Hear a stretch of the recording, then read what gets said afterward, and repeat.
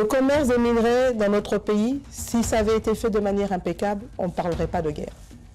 On parle de guerre parce que ça n'a pas été fait dans les règles.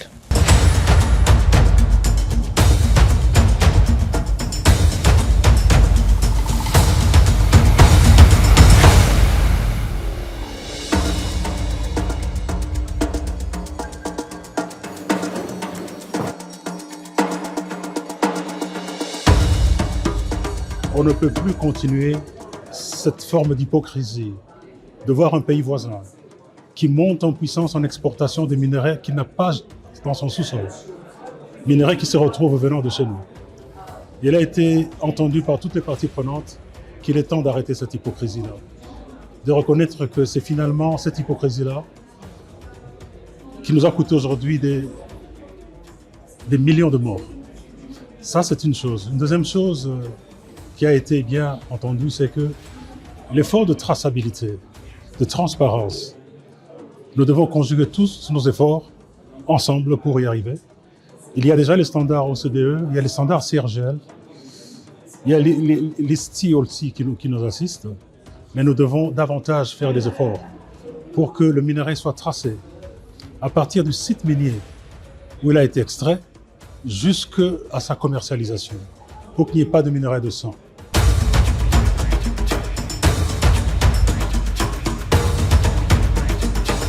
Ce qu'on voulait faire, c'est de donner une certaine réalité à ce qui n'est toujours qu'un accord sur le papier, en attirant les investisseurs qui ont une influence sur le marché des mines et en attirant leur attention sur le fait qu'ils doivent jouer les règles du jeu pour assurer la traçabilité des minéraux et pour s'assurer que ces minéraux profitent à l'État congolais plutôt qu'à des intermédiaires sans scrupules.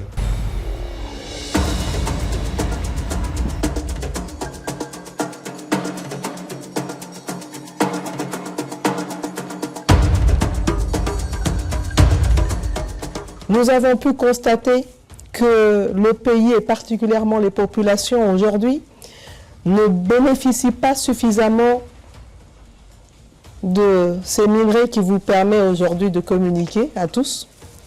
Et n'eût été ces minerais critiques, vous ne serez pas à la pointe de la technologie aujourd'hui. Et donc ce que nous voulons aujourd'hui, c'est de dire comment faire en sorte qu'on ait une chaîne d'approvisionnement des minerais critiques transparente et qui permet d'assurer un développement équitable dans le cadre d'un partenariat gagnant-gagnant. Mais ce que nous voulons aujourd'hui, on veut la paix, on veut pouvoir avoir cette paix avec nos voisins, parce que sans cette paix, nous allons continuer à avoir autant de morts. Ce n'est pas un aveu de faiblesse. Les défis, je l'ai dit, il y en a, mais tous les défis que nous avons en RDC aujourd'hui sont des opportunités pour faire du business. On vous dira que nous avons des problèmes d'énergie, oui. Nous avons des problèmes d'interconnexion dans le pays, d'infrastructure, oui. Mais nous avons des ressources. La première des ressources, ce ne sont pas les mines, ce sont les ressources humaines. Et nous sommes un pays de 120 millions d'habitants avec 70% de jeunes. Donc cette ressource-là, nous l'avons. L'autre ressource, évidemment, ce sont les minerais, et dont les minerais critiques. Et n'oublions pas, en dehors du sous-sol, nous avons la forêt, les ressources hydriques, et nous avons le sol.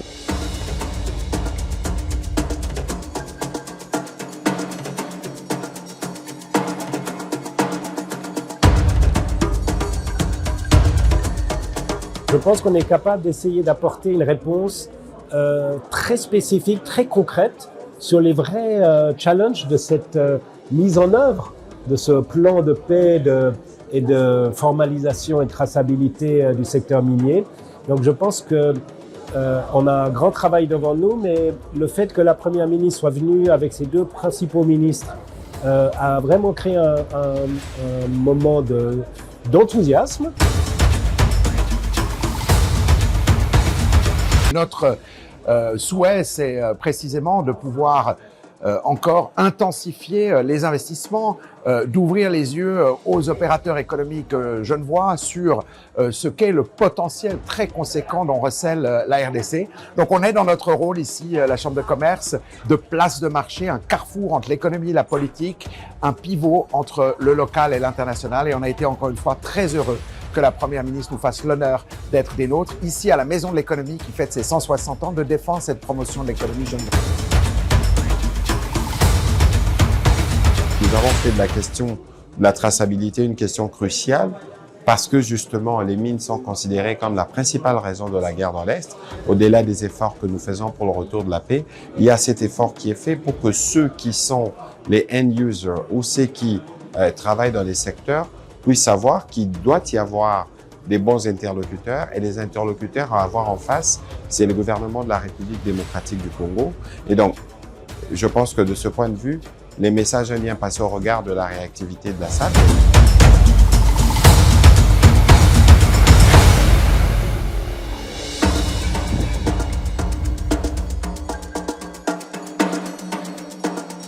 On s'est échangé de la situation à l'est du Congo, de la RDC évidemment, des défis actuels, mais aussi on a discuté le programme, la présence de la Suisse en RDC, tous les pistes d'engagement qu'on a pu développer avec ce pays. La Suisse a été très active depuis longtemps dans cet espace humanitaire. Donc on était, je rappelle, je pense le seul pays qui a maintenu une présence à Bukavu pendant cette période difficile. Et on va certainement continuer à investir dans le domaine humanitaire pour soulager, en fait, pour soutenir la population congolaise.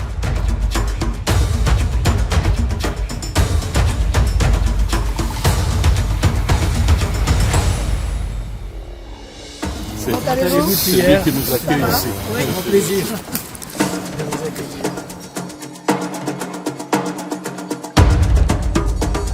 Si on veut développer le pays, nous avons besoin d'un certain nombre de technicités.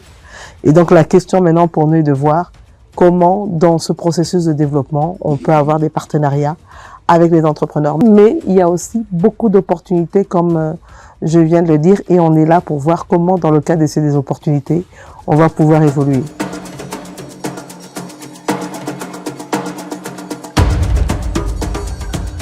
Les images que l'on peut avoir en Europe ou en Suisse du Congo sont souvent un petit peu sommaires, limitées à la guerre dans l'est du pays, aux problématiques de l'extraction minière. Il y a beaucoup plus de domaines.